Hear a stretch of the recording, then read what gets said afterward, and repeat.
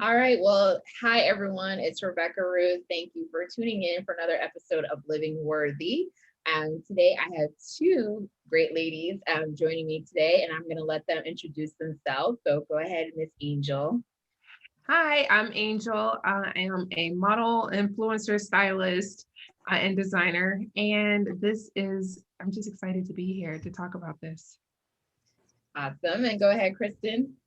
Hi, I'm Kristin. I am the logistics director for RVA Fashion Week. Used to model, now I work backstage. So I've been there since 2014. Sounds like longer than what it is. But yeah, I work backstage putting together shows doing Richmond Fashion Week. So hi. Oh, nice. Awesome. Well, thank you, ladies, for hopping on and chatting with me today. So the topic that we're gonna just chat a little bit about is one being a woman of color in the fashion industry. We're all fashion or beauty creatives in this industry. So wanted to chat a little bit about that, and then kind of naturally, organically talk about the power and the importance of collaboration, especially in this industry. So I want to start out with Kristin because this topic came up because Miss Dukes wrote in it like super sweet, incredible testimonial for Worthy about a month ago. And in that testimonial, you mentioned, that Worthy was such an important thing to you because as a woman of color in the fashion industry, it was hard to find that support within this industry. So talk a little bit about that. Yeah, when I wrote my testimonial, I mentioned just how overall in the industry, and I'm sure you know too, Angel, a lot of people are more competition focused. And it's all about what can I do that somebody else isn't doing yet, or what can I do to get that edge of competition in the industry. And I just really appreciate how Worthy and how more and more organizations seem to be trying to work collaboratively in their efforts to reach the same end goal.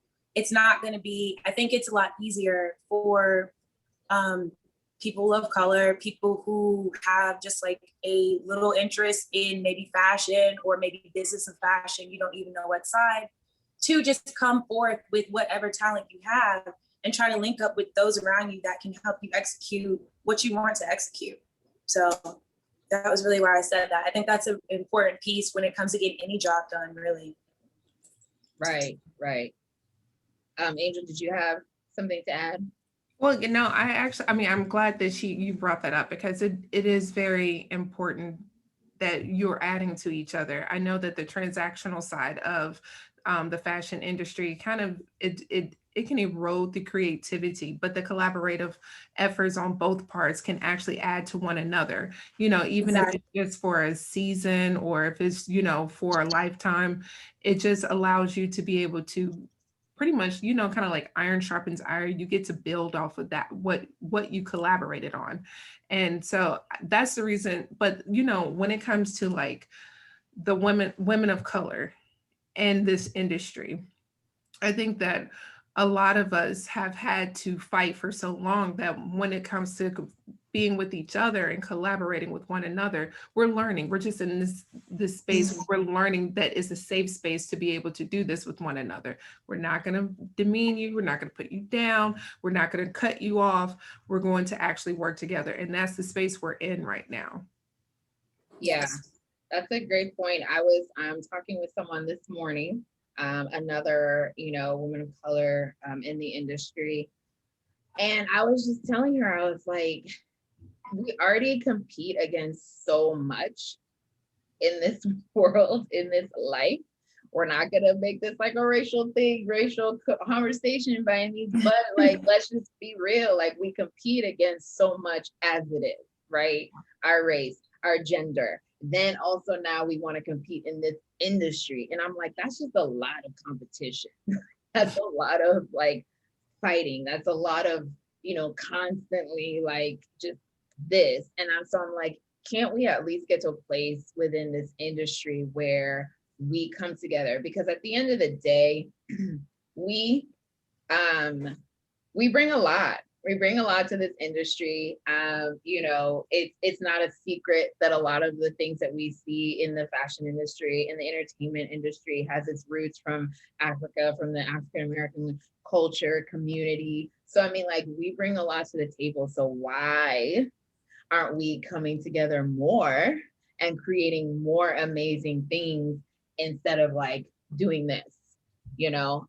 So I think that was just, I don't know, the conversation this morning got a lot deeper than we either one of us planned on. So I mean, I'll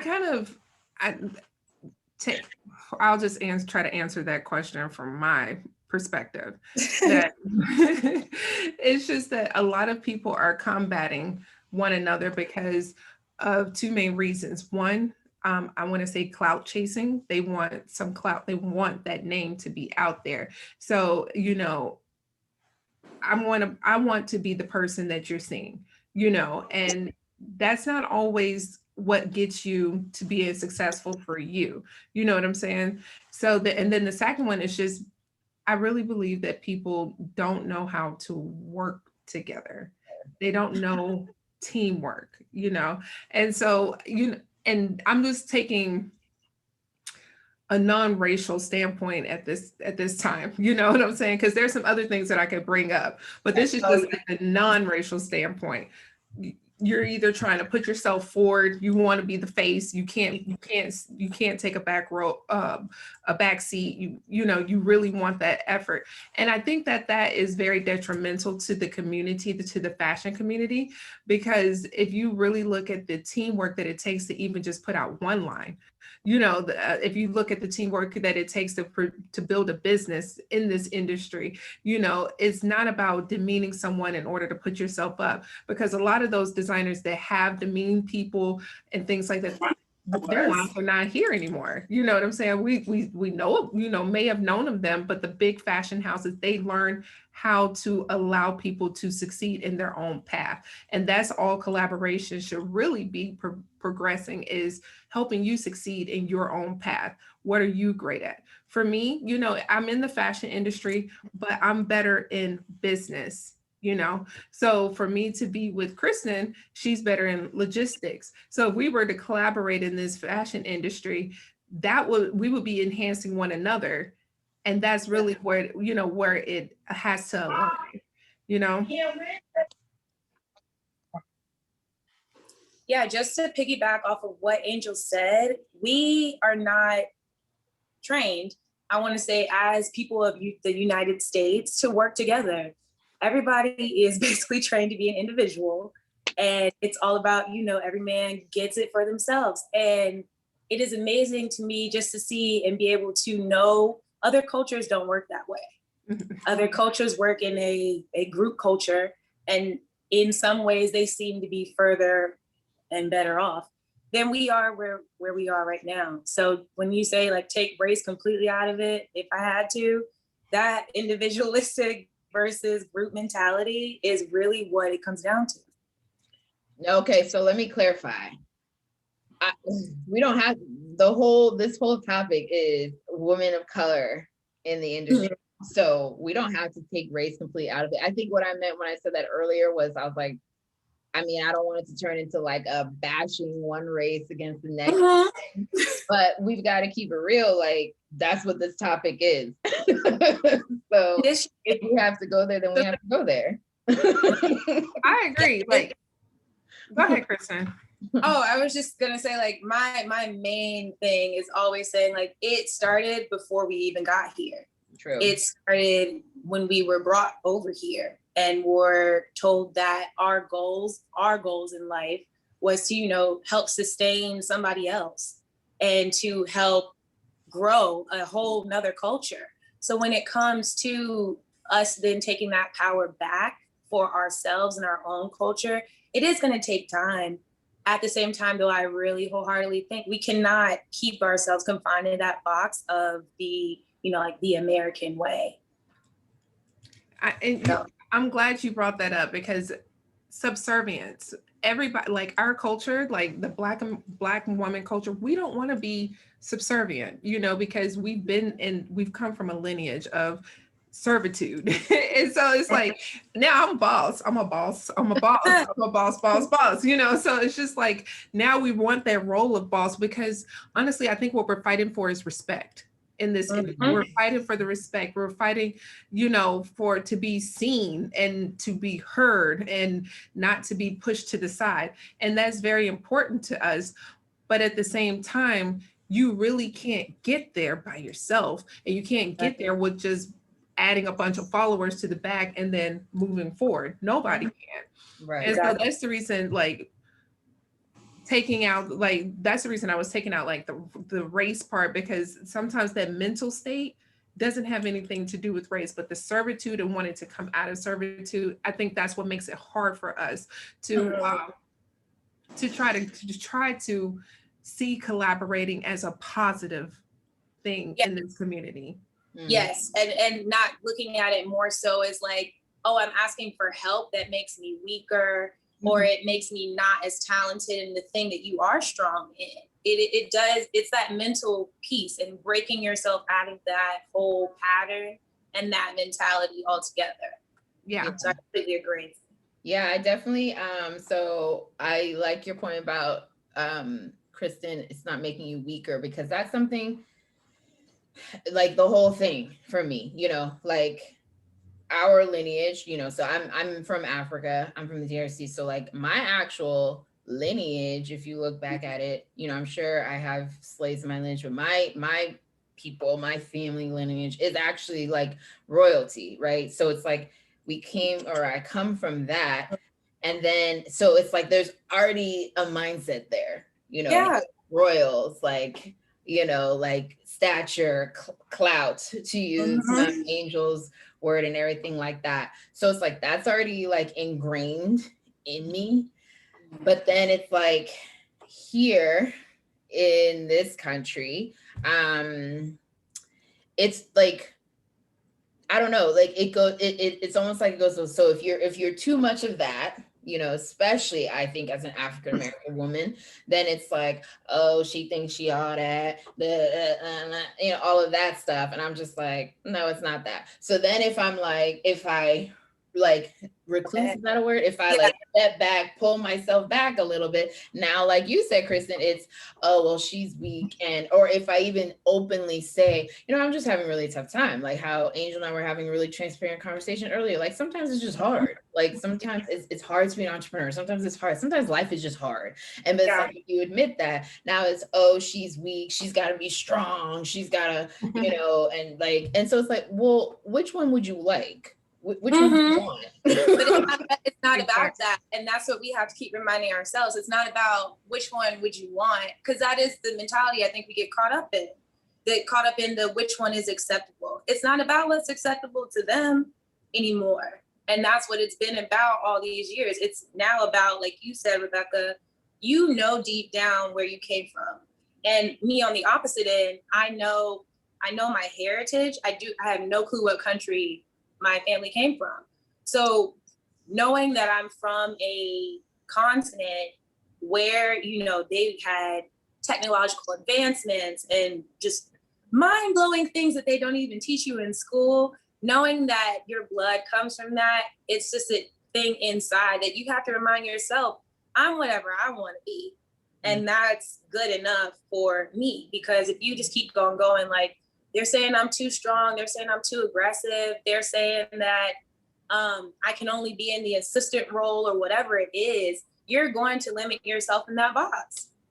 Very true. Very true. You know, I'm gonna tell you something. So I've asked many people, you know, hey, I would love for, you know, me to be able to, I take a servitude road. I would love to come under you, learn what you know, and just be under you, because I need to grow. You know, honestly, in this industry, in the fashion industry, you can go to school all day, but you really learn from being under the tutelage of someone who's like more experienced. And it seems like for me as a Black woman, it has always been a struggle, because most of the people that would take in were people who had more money, had a bigger company, which were white people, I'm not, you know, or Asians. And so, you know, me asking my own kind to come under them, they gave me a price. You know, they would give me a price. A price to be like an intern or something? They would be But like, my you gotta interns pay, you have to pay for my knowledge. I'm like, Mm, okay. not it. and, Right. and I mean, literally, that would be the comment. And I would just be like, no, you know, like this is something like if I had the understanding and the knowledge base, I would definitely bring somebody in and just show them and teach them because, you know, you're not taking anything from me. Right. You're, Yeah, you're, yeah. you coming under me is actually adding to me because you may ask a question that will help me sharpen my skills or whatever, but it's just that mindset that something is being taken from you.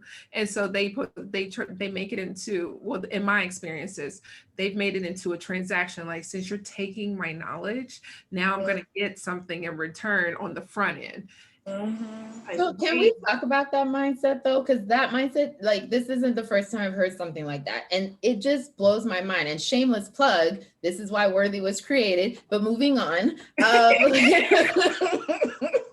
Exactly. Like, this is why we do what we do, because I hear stories like that like all the time. And I'm just like, where is that mindset coming from? Because for me in this industry, like this is, I think we're up to a $3 trillion industry at this point. I think, you know, I think that's the number. The fashion industry is on every single continent, maybe not Greenland, but you know, whatever. So it's like, and it's not going anywhere. Like the fashion industry is literally not going anywhere. And for all of us, for every, you know, like every legend who is on their way out, there's 20 more coming up behind him and her. So like this industry isn't going anywhere. So why is it, first of all, I'm going to keep it real. Why is it, first of all, why would you feel like your knowledge and like, you know, I'm not even going to like censor it. Like we all are knowledgeable, right? I've been in this industry 15 years. You guys have experience. We all have knowledge. So why are you going to be so naive to feel like your knowledge, no offense, is worth like paying for? If that's the Like, case, there's so many people who have that same knowledge. They have it in a different way and different experiences, of course. But like, there's so many people out here. So like, what is that even mindset about? They take, oh, go ahead. They, oh, they basically say that you would have to pay for it if you were going to a class or a course or something like that. So then put me in a class. You know, I get it, you know, but to me, it's like the disconnect is, since we need to plug it back in, figure this thing out, you know, so, but literally they're saying that this is something that I'm giving you an experience that's going to help enhance you depending on how many years I've been in the industry. This is how much experience and things like that I can give you. Yeah. And what is so discouraging to me is that I came to you because you look like me. I came to you because you dealt with things like me. And I came to you so that you can kind of take away some of the first hits that I would take, and you would give me a little bit of leverage to be able to be more creative, not to take over your industry, because there's just like you go to the brand aisle, there's like 1,000 brands, it's 1,000 pieces of jumpsuits. People still choose what they want, Right. you know, but that mentality is really where it just poisons the collaborative efforts. It really just poisons. It does. And it's also funny because it's just thinking logically, look up the definition of an intern. Mm-hmm. An intern goes and does work for free to, you know, very little money in exchange for knowledge. So why would you then throw a price tag on something to where it's already an exchange? It's just not a solid monetary exchange. You're getting work done for you for way cheaper than you would. It's not like you don't have experience, in your case, Angel, in like sewing and all that stuff. They don't have to teach you those basics.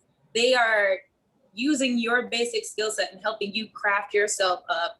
At the same time, they're still elevating their own brand. So I'm also very confused as to why anybody would charge. I mean, like, don't get me wrong. I feel like, listen, if Zarina Akers was, I'm sure she does do classes. And if I saw an ad and I could afford it, I would definitely sign up for Zarina Akers class. Yes, absolutely. Now, but if I go to her organization, I'm like, I want to be an intern. And she's like, well, that's $1,000. I'm like, okay, next. Like, I'm not paying $1,000 to be your intern. Like, is that for room and board? Like, I'm not. Well, they don't call it internships. They What don't do they call it call it? internships. They call it Apprenticeship. but even that, Or even two. an apprenticeship is to take under to learn. Like, we know. No, but what do they call it, Angel? I was trying to think of the term, but my memory has slipped me. It's yeah, it slipped me, but they call it something else, and it's just like, okay. It's gonna be some fancy word. And Mhm. when you break it down, it's like, no, that's not it. Because it's always some fancy sounding word. And then when you look it up, it's like you're just working. Like, yeah, like I'm paying you to I'm work. paying you to work. Right. That's it. Yeah, I know you make it sound real fancy and educated, but like when we break it down, that's what it is. So Well, yeah. what about the collaborative efforts, like like collaborative efforts, y'all, I've been around the block with like, okay, say like you have this photographer, they have a look that you want to use for your brand, and you're creating this kind of like effort with them, but then they kind of go, are you exposing me? Are you, I had this one lady, and I loved her work. I absolutely loved her work. I was like, I will pay you to just help put my brand out there. And she, at first she was all for it. Mind you, she wasn't a young woman. She was an older woman. She shot for Italian Vogue and everything. And so she was just like, yeah. And then she turned around and she was like, why do you really want to collaborate with me? Like, why do you want to do work with me? Are you trying to just use me? Are you just trying to expose me? I'm like, what, ma'am? Like, how exactly can I use you? And we literally kind of went back and forth. And I was like, I hope I didn't offend you by asking for your help. But I was just thinking, I loved what you do, and I thought that, since you love it and I'm sharing what I love and we both love the fashion industry, it would be great. Right. And so needless to say, she was just like, I think that you should find somebody else. And I was just, oh yeah. So it really is like it just sounds like people are like suspicious, like people, and don't get me wrong, like do your research and look into people and please have contracts and things like that, agreements, something, all of those things. That's just smart business, period. But like, it sounds like just people are really suspicious and like, why are you here? mm-hmm. And I'm like, well, I'll sign NDA, whatever it is you want me to sign. Like, that's not a problem if that's what it is, if that's what your issue is. But I'm like, I think it's suspicion, but it's more so just I'm afraid you're gonna take my spot. I'm afraid you're gonna take my, and that's why I'm just kind of like, yo, I've been in this industry for 15 years and no one has taken my spot. Like, like I'm not everyone's flavor. Like they're not everyone is my flavor. I work better with this person over this person. Angel and I have, like, we may have a vibe that Kristin and I don't have. It's okay. That's why I'm just like, it's okay. There's going to be someone who wants to work with you, people who vibe with you, people like, that's also like the beauty of this industry also. Yes. And hello, that's why we're called creatives, right? Because we're constantly creating. Mm-hmm. So I'm just like, I don't know. I think it's hard for me, but at the same time, again, this is why, like literally, like this is why Worthy was created, because I just feel like we can work on like bringing down these walls and these things by, showing people what it looks like to come together and work together and create amazing things together. Think about it. The major designers, makeup artists, hairstylists, like who's in the back actually sewing the clothes? Who's in the back like styling? Who's in the back taking care of the models? Like, you know what I mean? Who's back there? We know who's back there. It's us. So then what do we have the skill set, we have it. It's not that we don't have it, but we keep having this mentality, I feel like, as a community, of like that, the competition of the, and I know this country hasn't helped, but of being like in the background and things like that. I'm just like, no, enough is enough. Like, we're the ones doing it. We are. So let's stop playing. And that's come like what you together. said about the whole, like, a lot of things from the fashion industry come from Black culture, if not Black women specifically. Right. So you said, now that everybody knows and recognizes that, it's time for the real leaders of those things to just come forward and say, look, it's us making it art. It's us putting it together and making it work. The name may be this or that, right, but the person behind doing the actual legwork is us, and you're gonna know our names also. Exactly. Like a lot of like designers I've talked to, Black designers that I've talked to. I mean, like, there's a designer in Seattle. He started out watching his mom and grandma in Africa sewing. They made all their clothes. And like, those are the stories. Those are the stories in this community. Like, that's how they legitimately, like, for real, got started. Like, some of them didn't go to school. They picked it up from family, and I'm like, yeah, that's the heart. That's the heart of the fashion industry right there. And so I'm just like, y'all, like, it just all right, I'm gonna say it irritates me. It irritates me that, our community can't, first of all, the Black community, then, so I'm like, that's like the center for me, right? The Black community, then the industry around it as a whole, right? And that's a much bigger battle, obviously. But I'm like, there's no need for it. Like, we can do better. Yeah. And I really feel like, just like with meeting you all and things like that, that it depends on the region that you're in, where the collaborations are easier to make. So like, of course, like if you're in LA, New York, or, these places. I went to New York it was like a 24-hour trip. I had met a photographer, designer. They were just like, what's up? You know what I'm saying? But being that I'm not in one of those fashion populated areas, people are, a little bit more laid back, they're kind of not as quick to, jump into an agreement, because it's like, we're not, fashion is not the biggest thing here. So I really think it's kind of like regionally based, you know what I'm saying? So like, I think that affects collaboration. If I was in Houston, LA, Chicago, a major city, I think that is where, if you can really just foster that kind of relationship with people, because there's so many of you all. But I don't know, what do y'all think? Because I that's been my experience. It's the resources that you have available for you in your local community. I think it does make a difference. And things like Instagram, things like Facebook and stuff have helped us broaden our web when it comes to our networks. At the same time, though, when it comes to your day in, day out operations, you can't really rely on those people except for the ones in your immediate, immediate vicinity. So even like here at Richmond, when we do Richmond Fashion Week, I would love to reach out to Richmond designers I know that are now in LA, or, doing stuff for celebrities. And we see them on social media. However, like, we have to keep it realistic. And we reach out to, North Carolina, Virginia, and the DMV area, just to try to have a stronger, like, local presence. If, for example, we had the capability to do a virtual show and it was on Instagram, I know for a fact we would then broaden our net of who we try to include in that collaboration, because we want that impact to be more than just local impact. Mm-hmm. So, yeah.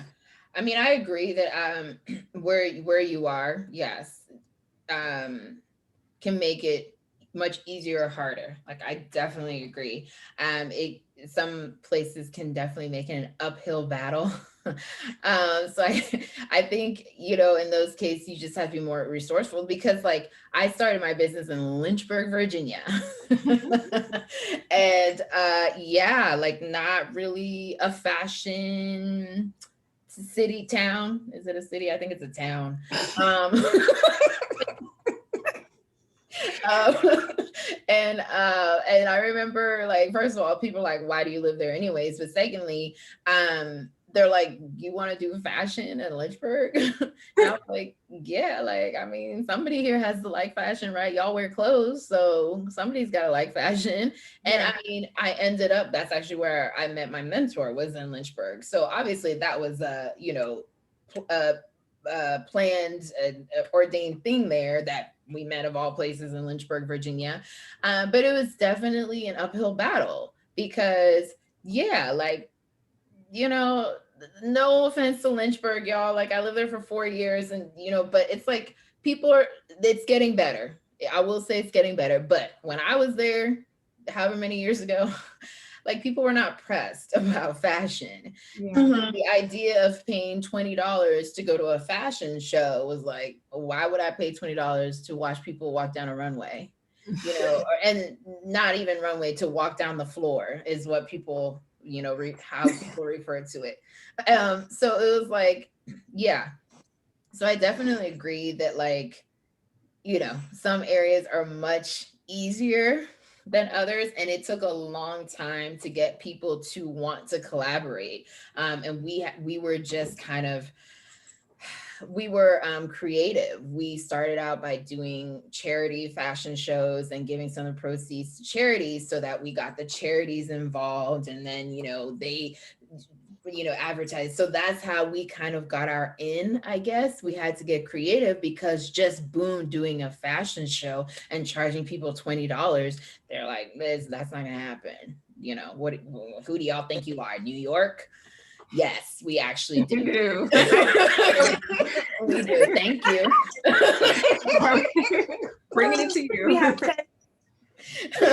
Thank you. Be happy with the presents. Right. So, like, you know, over time, like, people started catching on, and then we got to the point where we didn't have to, we still did, but we didn't necessarily have to tack a charity onto it for people to, like, be interested and want to get involved, because we built a reputation. But yeah, it was, yeah, like, you probably had to work harder in certain areas.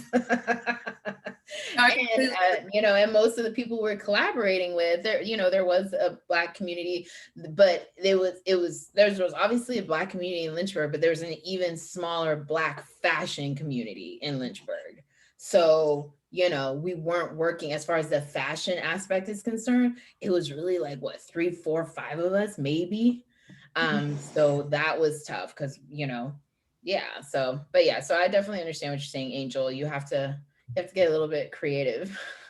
And, you know, I'm glad that you mentioned, like, you do have to work a little bit harder, because since I've been here in Norfolk, Virginia, you know, I've met some incredible people. I mean, you know, Ruth, and just now meeting you, Kristin.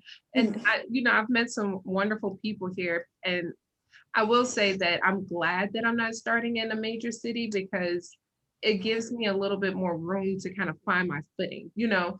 And, you know, I've just found it, you know, it's like, okay, this is who I am. This is what I am in this industry.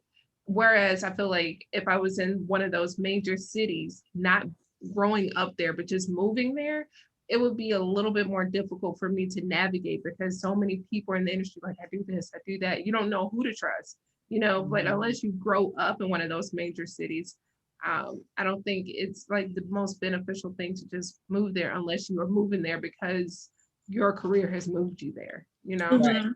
Right. Definitely. And also, to piggyback off of that too, moving to a major city sometimes strips you of your own individual voice. Mhm. So you're going to a major city and you have these aspirations. When you get there, they may tell you, like, oh, you're not going to get a job unless you do, you know, XYZ, or unless you go to such and such agency. And then it's putting you in an even tighter creative space too, because now you're like, I have to conform. I can't necessarily be who I wanted to be coming out here. So I completely agree. Yeah. And it's more expensive. Yeah. And that, yep. What did you say? Sorry, I missed that. And I was saying, and a larger cities are more expensive. So. And that, yeah, that part. Yeah. So speaking of larger cities, so there are a couple people within the Worthy family who have done that, who've packed up. Actually, one from this area, from the Hampton Roads area, and moved to LA, doing well now. But so I've had couple conversations with people who've done that, and it just made me think of, you know, like the dream story there of moving, like, you know, everyone knows Taraji's story, although someone said there's actually more to the Taraji story that's not as broadcasted. Was it you, Angel? Somebody told me. It wasn't you, but somebody told me. Where it's like, yeah, she did originally go out there with like $500 and stuff, but then she got like help from a family member. So either way, like, you know, it's still a great story, but like that dream story of like, I'm gonna go out there and I'm gonna make it big with just a couple $100 in my pocket. And I'm like, listen, I'm not trying to knock anyone's dream. I'm really not. But I just feel like, again, if you're gonna move to LA to work in the fashion industry, first of all, that's a big move, period. But then it's LA. Okay. So again, people in the fashion industry are like 7-Elevens, like they're on every corner in LA. Okay. So like, not to say that you can't make it, but I feel like that concept of I'm just gonna go, and I was like, I would advise to, you know, be a little bit more prepared to, you know, save up some money to, you know, because I'm like, at the end of the day, not you're competing with the industry in LA.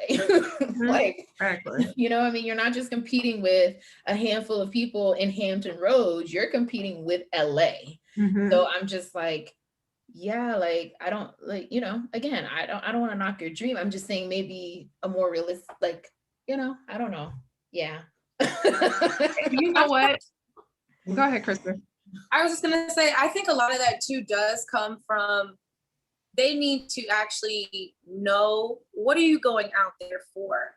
Like what we talked about earlier when you said like the clout chasing, or the just like you want to change the scenery. Because some people, I know a lot of people, and it's more creatives than non, that do things like that. They pick up and just go. They pick up and go to LA or New York, and they're like, I just need a new surrounding to get my creative juices flowing. But they don't actually have a work plan for when they get out there. So if that's your plan and you just want to be happier, cool. But like you said, Rebeckah, if you were going out there trying to pursue different career aspirations, I too would advise, like, the pick up and go life isn't, even before COVID, it wasn't really suitable for us if you don't have the financial backing. Right. Yeah. Right. And it's not glamorous. Okay, y'all, like it's not glamorous. Everything on Instagram isn't real. It's not glamorous for us who even had a plan. Like, it's not. Well, let me ask you, this is just from my personal insight. Where would you suggest that I go to find collaborations? I am a team player. I love being in teams. I do not like working solo. And, you know, even though that has been the case thus far, just being able to collaborate, you know, I don't want to bring an intern into a solo operation, but being able to collaborate and be able to move things forward. Where would I go and find these people? Worthy, the fashion meetup.com. That's exactly what I would suggest too, though. Those organizations, even not to say Richmond Fashion Week is one of those, but we do have, you know, networking events, stuff that we post online. That's what I look for. I literally look for what's going on today in Richmond. I have a free day this day. Let me see if any fashion things are going on, or anybody's having like a gallery opening, or just an exhibit opening, different art things I place myself into. And then you organically meet people that have those same interests. Right. If they then so happen to, you know, ask you what you're doing, I'm in the fashion industry, and then you never know who somebody knows. Right. But putting yourself in those creative spaces just in your leisure, I think really does help. Yeah. If you don't look fine. So. Right. I mean, honestly, besides Worthy, like same thing. Like when anytime I've moved, that's one of the first things I do for, you know, I did it when I moved here to Hampton Roads, you know, I've done it when I moved, is I looked for the creatives. I looked for something. And like Kristin said, like art, or, of course I went fashion first, but if there wasn't a huge fashion scene, then I, tried to get plugged in with photographers. Cause I was like, well, if you're a photographer, you probably know models or something, and then it's like very slowly, you just start to network, you start to meet people to this. So yeah, when I moved here to Hampton Roads, within 3 months, I had been asked to come on to a fashion show and, worked a fashion show here. And that was literally just from asking, like, hey, do you know anyone? Hey, and like looking it up online, looking like Evite, like, just what's going on around me. And very, slowly but surely made that, that network, created that network, I should say. So, yeah. So I would say that's yeah, because I feel like those who really flourish, and because I mean, packing up and moving, it, like, there's nothing wrong with it. There isn't. It's just, try to do it smart. But yeah, once you get there, you have to have that mindset of no one's Mel Robbins says this, and like I like it, no one's coming. Like, no one's coming to get you, no one's coming to say, come on girl, let's go. Like, no one's coming. So wherever you are, whatever you're doing, like, you have to take responsibility, and you have to take some ownership and be like, okay, I'm new in town, even if you're not new in town, but like, no one's coming knocking on my door, so I've got to just get out there and find them myself. So yeah, I'm a big, and if you look, I know even in the smallest towns, villages, there's at least one person doing something creative. So just, go look for them. And a great suggestion too is searching like Instagram. Searching those hashtags on Instagram has helped me find so many things that I don't think I would have found just looking on the internet, searching like RVA art or RVA fashion, and just looking. And if I see a picture I like, I'm like, what's this person up to? Who are they? And how can I connect with them? It's a long shot, but you never know. It works. So that's how I've actually found so many people in the network. Like, I will shoot you out a message, meet up with you later that week, and really just network. The problem with a lot of the people is that they're lying. It's just, and I'm not coming for anybody by saying this. It's just that, of course, we're trying to put our best foot forward when we're on social media. So to me, it looks like, oh my gosh, they're so established, they're a model, they're this, they're this. And it's like, it's really not the case. Like, they're just, y'all know what I'm saying, No, I don't want people to feel like I'm coming for them, but it's just like, just in those spaces, I've had to just say, okay, I get you. All right, that's great. It was nice meeting you. All right, let me move on to the next. But I've also met some great people, like here in this area, Dapper Luke. Yeah. He's in a totally different industry with doing like men's custom clothing, but he and we came together, we talked a few times. He still says, reach out to me. And now that if I have a male client, guess what? I've established a relationship with him where I get paid for some of the work for them getting a custom suit for him. So, and I've had these relationships all over the place, but it's like, you have to be really careful, because I've met some other people and I've wasted my time, just being quite frank. But I hope not wasting money. Oh, I'm not. No. You can't separate me from my money like that, baby. No. You gonna get my No, sis. No, but I completely understand that, Angel. I've had, for example, like my own page. My page, I take a lot of my own pictures, and they are model-esque. Do I tell people I'm a model? No, but that's just me. I have seen pages that are similar to mine, to where people, if you inquire to them, can you model this shoot for me? They would automatically jump the gun and be like, yes, because they're trying to get their foot in that industry too. So they're trying to just give off the image that they want to be. So like you said, it is very important to vet those people of, okay, yes, what I see before me looks great. Is the talent behind that though? That's what I'm really looking for. Right.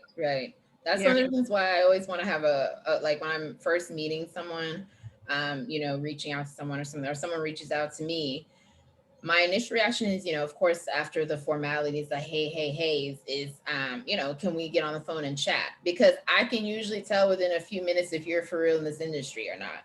Because if I'm talking about certain things and like the way I'm talking and the things that I'm bringing up, and you're just kind of like, oh, I'm like, you don't know. Yeah, you're not, no. Because I personally feel like if you're really going to be in this industry, you should be studying it, right? But at the end of the day, we don't know everything about everything there is to know about this industry. It's an ongoing forever, but there's just certain basics that like you should know. And if I mention it, you should know what I'm talking about. So if I'm talking to you, you're just like, I'm like, okay, well, it's just not it. Thank you so much. Yeah. You're so right. You're so right. When you feel like you're teaching them. Right. It's like, this guy, it's just not it. Good thing I didn't get in my car. It's so true. And you know what? Like I've been a stylist for less than 3 years, so this is to really understand and learn and have clients. It was an uphill battle for me to be able to style all different types of clients. I'm like, it was nail biting on some of them. It's like, I don't even know how I'm going to do this.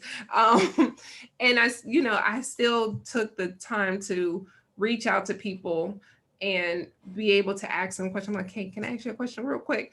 And so to me, that was a version of collaborating. But it was also like some people, like when it comes to collaborating, I've learned that I have to be the one that's always initiating. I can't wait for somebody else to initiate it for me. And so I think the people that are in my network right now, they know I will call them on the drop of a dime. Like, hey, like I got this, this person, they're going to this event right here and I've styled them this way. They don't want no no A-line drip. No, they don't want that. They want bodycon. Where do we go? And so it's just me understanding that I have to be that one constantly like picking at you and just get on your nerves. Like that's what I do. I could, but at the same time, I do offer something to them. Like I've known how to sew from my mother, you know what I'm saying? So if you need alterations or something really quick or something like that, I can offer my services or something like that or whatever. But that's literally, I kind of try to keep it where I don't want you to feel like I'm sucking everything from you. But at the same time, I don't want it to be transactional, like, tick for tack, but I'm available to you. Right. It's a barter in a way. Like reciprocal, yeah. Like, me with this favor, and down the line that you just have that type of relationship with certain people, and then saying like, I know I can come to you for this and ask you this, and you can let me know with your resources. Just like, on the flip side, if you need it, I offer these. And I feel like that's the best. You're not keeping way tabs. to work. Exactly. You're not keeping tabs. You're not sitting there like, oh, this is the third time she's called me this month or whatever. You're sitting there just wanting to help and wanting to execute the vision. Right. But also I was gonna say, yeah, I'm all for that too. For me, it just has to be reciprocal. Like I'm not gonna keep tabs, but I'm also like, if I'm starting to notice that like you're always calling me, and then if I call you, it's always like, see, and I'm like, see, no. So now we're good because you called me 10 times and I'm finally calling you once, and it's no. So that's dead for me. But I was gonna say, I also like transparency. So one of the things I have to shout out Angel on this, because I think maybe the first time we spoke on the phone, you were very upfront. You were like, I'm, not just starting, but like I'm, kind of just starting my career. I'm new to this. So I would love to meet people. I would love to sit and talk with you. And just like you just said, learn. And I think like, to me, that's such a beautiful thing, because I'm like, I would rather someone is upfront and transparent like that. And it's like, listen, first of all, I think we should all always be learning. Like we don't all know everything there is to know, no matter how long you've been doing this. So I think we should all always be in learning mode anyways. But that to me was such a big thing for you to just be like, I'd love to learn from you, because honestly, I do the same thing. Like someone told me today that because I have 15 years in the industry, I'm a senior in this industry. And I was like, really? Like, there's so much I don't know. And like, I'm still learning. She's like, yeah, you got 15 years. I'm like, child, please, it feels like one. So I was just like, I was like, I appreciate it, but like, I don't see it that way, because even now people ask me to come on or do stuff. And I'm like, okay, like I want to, but I'll be transparent with you. I'm very new to this, or I've never done this altogether. So thank you so much for this opportunity, but I want to be transparent with you that I'm learning. And I think that there's nothing wrong with that. I think that's actually great. And it's a maturity thing, even to be able to say, yeah, like I'll do it, but just know I'm learning. Yeah. It establishes that baseline of trust too, I believe. Right. To know that you have somebody coming in being completely transparent means that you don't, in my head, I feel like there's less walls put up, and you know exactly who and what you're dealing with. True. Very true. Well, ladies, I've really appreciated this conversation. I think I love genuine conversations. I love transparent conversations. I love conversations that flow too. So this has been all of that and more for me. I think before we sign off, just kind of, I think we're getting to some quote unquote solutions, some ways forward. And I always like to end things with like, okay, what's a way forward, right? So maybe let's end with that, like a way forward from each of you. Angel. Okay. I was like, who's gonna go?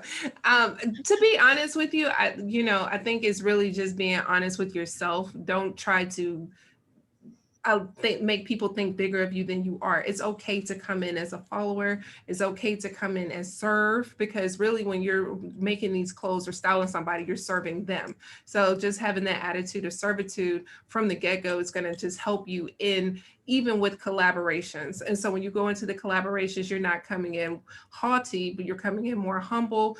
And if you find somebody who matches your energy, it's going to work. It's going to work. It's going to naturally flow. But don't go for the person who you think is like the big name.